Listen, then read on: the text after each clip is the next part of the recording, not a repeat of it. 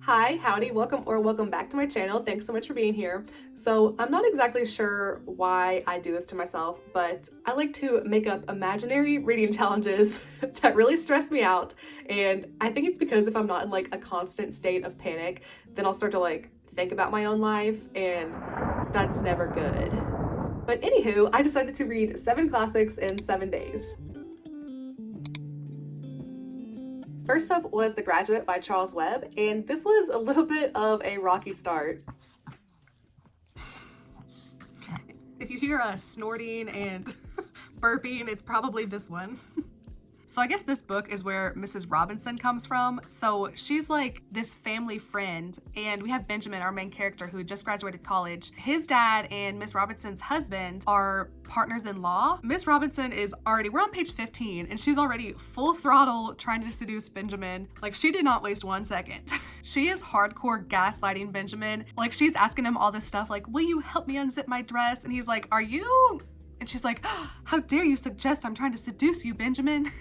And then we skip like 1 page later and she's like fully naked. And he's like, and she's like, how dare you suggest? Like, it's so funny. Right now, Benjamin is like, I would never sleep with a married woman, but based on how much book we have left, I have a feeling that he might.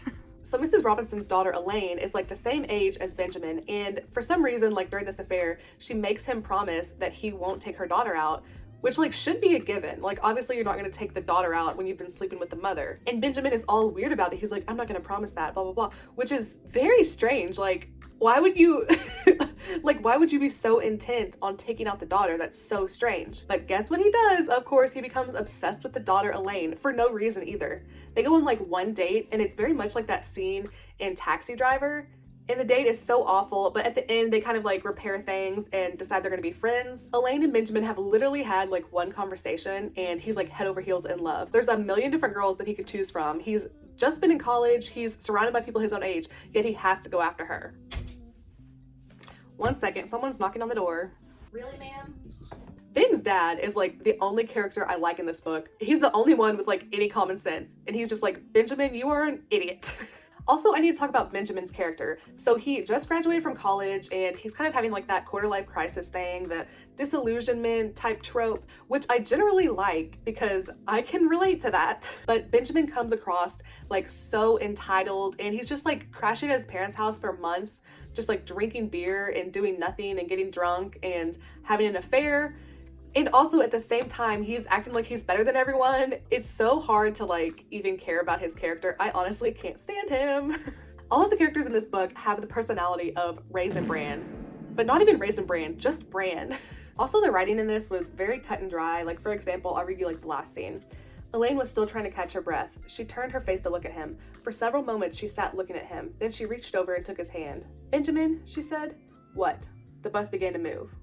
So there's like zero emotion in that scene. Like, how did she turn to look at him? Like, what was their feeling? What was going on? You have no idea. So I haven't seen this movie, but I'm gonna recommend watching it and not reading the book. I know that's kind of harsh, but I feel like the only reason this gained so much popularity is literally just because of the older woman trope. And that's like some fantasy. So it got turned into this big movie, and then there was a couple amazing songs that came from the soundtrack.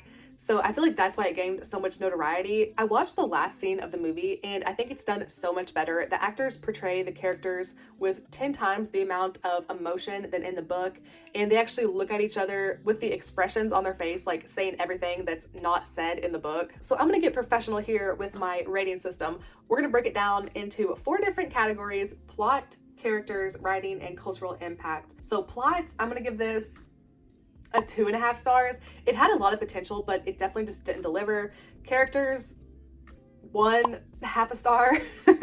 Writing style, not my cup of tea, 1 star. Cultural impact, though, is probably gonna be a 5 star. Like, everybody knows the song Mrs. Robinson, and it very much became like a staple in Hollywood. Next up is The Importance of Being Earnest by Oscar Wilde, and I absolutely loved this play. So this is set during the turn of the 19th and 20th century. It's during like peak high society Victorian times. And I swear, nobody does better societal critiques and commentary than Oscar Wilde. This is so witty and like self-aware. I swear Wilde is like the absolute sass master when it comes to dialogue. It is so funny. In this, we follow two friends, Algernon and Jack, and they're very much in the upper class. They have like country homes and all kinds of hired staff and things like that. And both of them have created these fake people that get them out of things that they don't want to do. So they'll be like, oh, my friend Ernest is dying, so I have to go back to the countryside and care for him. So Jack actually introduced himself as Earnest to the woman he wants to marry. So she thinks his name is Ernest. And then Algernon ends up introducing himself as Earnest. So we kind of follow them through all of these crazy social interactions where everyone thinks someone else is Ernest.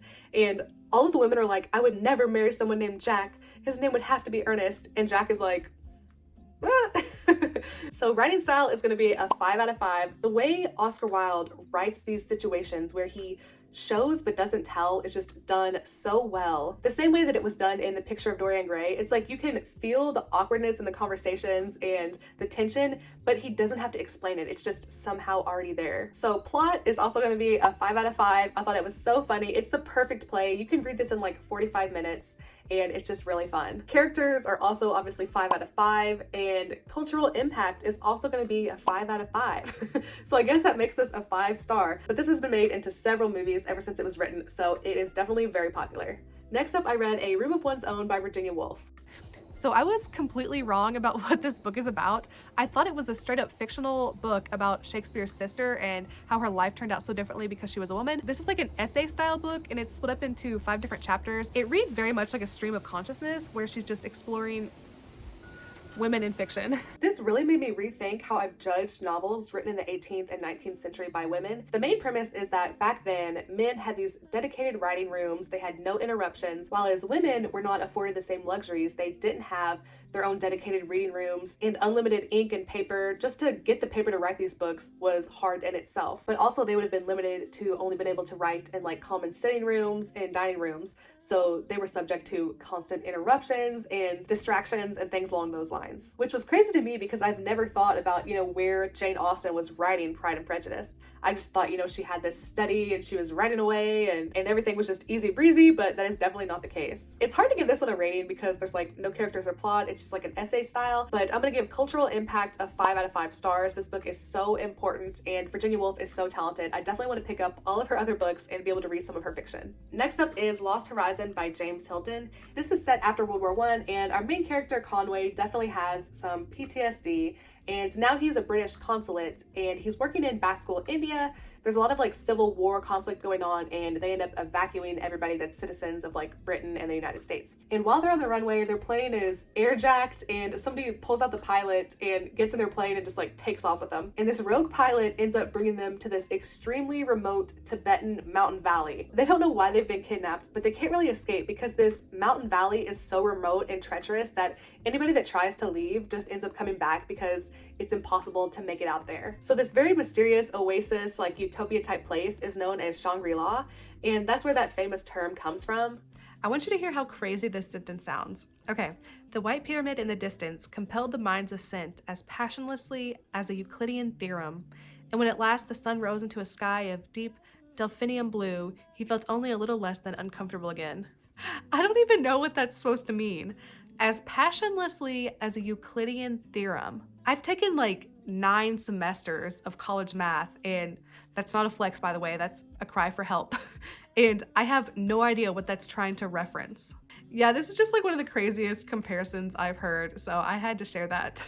I thought the beginning of this book was so strong. The premise was amazing, but the ending kind of fell flat for me. Like there was the great mystery of what this place was, but we find out and it's kind of just a letdown. But this book feels very much like a product of the time. Like King Kong had just come out and it was a big idea that there was still these undiscovered places in the world that held all these crazy ideas and creatures. So the idea of this remote utopia existing somewhere was like a fascinating idea back then. I definitely like the way the main character Conway was written. He's very much like too cool for school. He reminds me of like a Harrison Ford type character. I think James Hilton was trying to do like a commentary on Eastern versus Western religion and ideas and principles, but I don't think it was very fleshed out. Like a lot of stuff wasn't explained very well and I couldn't really get what he was trying to say. So plot-wise, I think I'm gonna give this a 3 stars. I liked the beginning and the premise so much, but the end was a little bit of a letdown.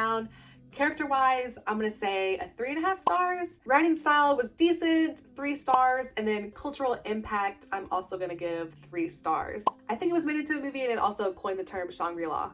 Next up, I read 20,000 Leagues Under the Sea by Jules Verne, and this was so much fun. So we start off learning about this crazy sea creature that's lurking in the oceans. It's huge. All of these sailors keep sighting it. It's taking out ships, and it's become like this huge lore and myth back on land. And this is written from the perspective of a biology professor. He goes on a voyage to try to discover what the heck this monster is. So this isn't really a spoiler because it happens in like the first chapter, but this crazy monster is actually a submarine. The idea of submarines was going around, but nothing like this had been invented. So it's kind of crazy all the different things that Jules Verne comes up with, and especially how accurate he was. Like a lot of the stuff is kind of implausible, but it's crazy how much he was actually right about. And even like 150 years later, a lot of the stuff is still believable. He's like explaining stuff and I'm like, yeah, okay. That's definitely possible. So we have 3 characters that end up making their way onto the submarine. It's the professor, the professor's assistant. He's like hired, kind of like a lady's maid, but like not, and his name is Council.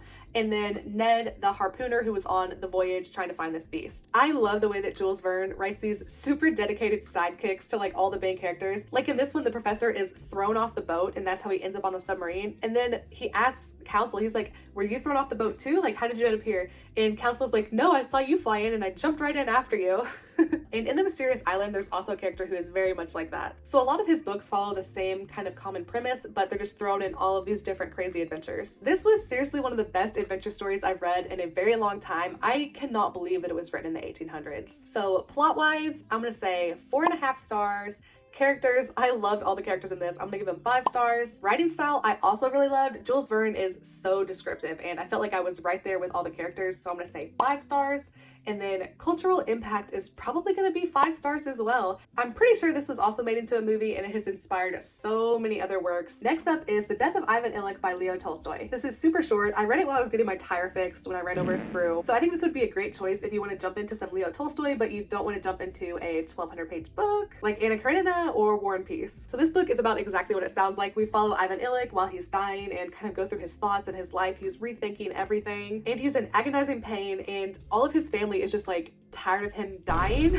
Like, it's so awful. They're like, come on, just die already. We're getting sick of this. So Ivan is thinking about his life and he doesn't want to die. He's scared of death, but he's thinking back and he's like, actually, has my life ever been good? And we kind of see that he's having some regrets on the things that he valued and the way he chose to live. Leo Tolstoy is so good at writing family relationships, and I think this was done so well. It's a great commentary on death and just society in general. Plot-wise, nothing really happens, so I'm gonna go 3 stars. Writing style, I love the way Tolstoy describes things, so I'm gonna go 5. Characters, also 5 star. And then cultural impact, like everybody knows about Tolstoy, but I don't know if this is one of his like best known works, so I'm gonna go like a 3 star. Last but certainly not least is Camille, the Lady of the Camellias by Alexander Dumas. And this is a new all-time favorite. I think I'm gonna base my entire personality off this book and start growing camellias. I thought this was written by the same Alexander Dumas that wrote The Count of Monte Cristo, 3 Musketeers, but it's actually his son. So this means son in French, which is something I didn't know. But I am telling you, both of the Dumas boys can write like no one else. So this is actually based off of the author's experiences that he had when he was about 20 years old. So this is set in mid-1800s Paris, and it's about a courtesan, Marguerite Gautier,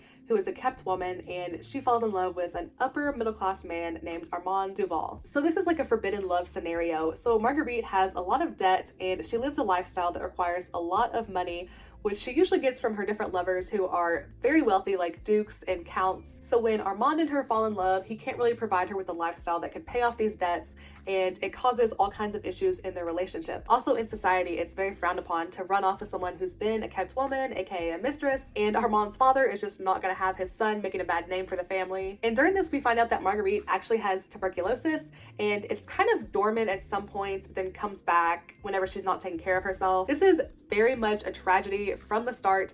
We open up with our narrator who is actually at her estate sale, and we find out, she's obviously already died, and they're selling off all her stuff to cover her debts. The ending of this is also very much like the death of Ivan Illich.